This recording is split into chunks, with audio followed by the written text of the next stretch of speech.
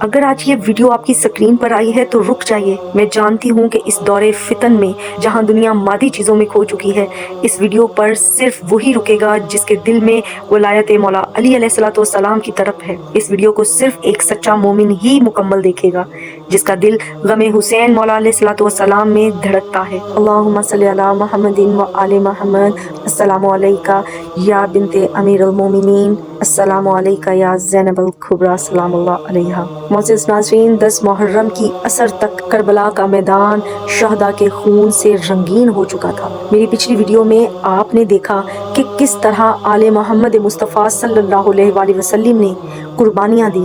آج 11 محرم ہے، امام وقت سید سجاد علیل ہیں، بیبیاں اضافی رداؤں سے محروم ہیں۔ آل رسول کے اسیروں کا کوفے کی طرف وہ دردناک سفر شروع ہو رہا ہے جس نے تاریخ کا رخ موڑ دیا۔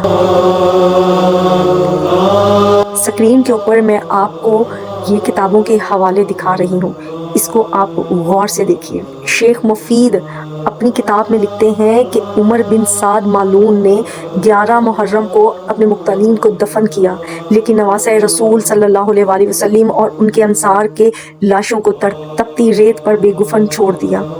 اس کے بعد اس نے حکم دیا کہ مداخرات عصمت پاک بیبیوں کو اونٹوں پر جن پر کوئی کجاوا نہیں تھا قیدی بنا کر کوفے کی طرف روانہ کیا جائے۔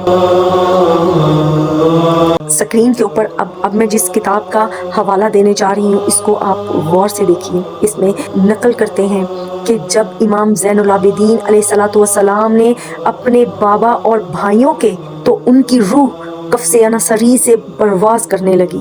وہ بیمار تھے، ان کے پیروں میں بیڑیاں تھیں لیکن ان کا صبر پہاڑ جیسا تھا۔ جناب سیدہ زینب سلام اللہ علیہا نے اپنے بیمار بھتیجے کو سنبھالا اور فرمایا، اے میرے بھائی کے یادگار، اپنے آپ کو ہلاک نہ کرو۔ خدا کی قسم یہ عہد الہی ہے جو تمہارے دادا اور بابا سے ہوا تھا، ان قریب اس زمین پر حسین علیہ السلام کی قبر پر ایک علم نصب ہوگا جو کبھی نہیں مٹے گا۔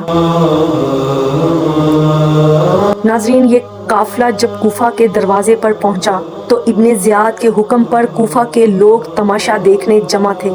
وہ لوگ جو کبھی مولا علی علیہ السلام کے دور میں دارالحکومت کے باسی تھے، آج آل علی کو قیدی دیکھ رہے تھے۔ کچھ لوگ تعصب میں رو رہے تھے۔ تب مولا علی علیہ السلام کی بیٹی نے جلال علوی کے ساتھ تماشائیوں کو دیکھا۔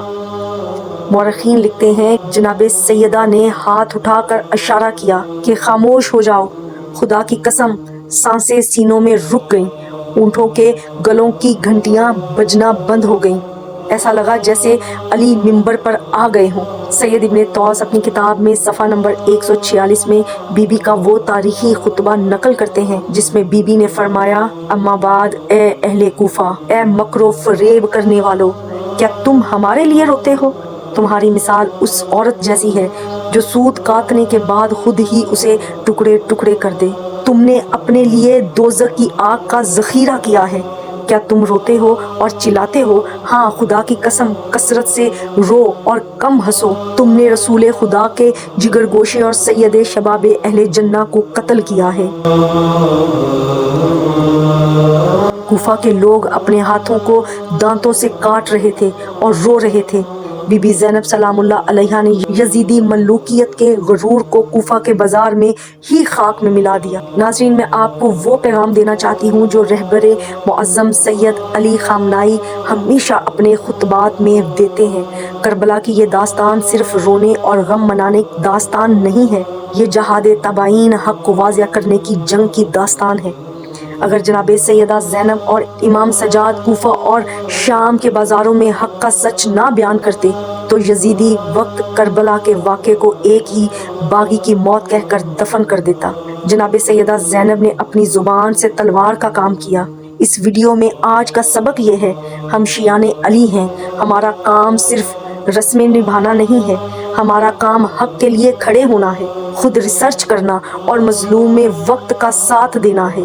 اگر ہم آج اپنے دور کے یزید اور باطل کے سامنے خاموش ہیں تو ہم نے زینبی کردار سے کچھ نہیں سیکھا۔ اگلی ویڈیو میں ہم شام کے سفر اور دربار یزید کا حال بیان کریں گے۔ تب تک کے لیے اللہ حافظ۔ اللہم صلی علی محمد و آل محمد.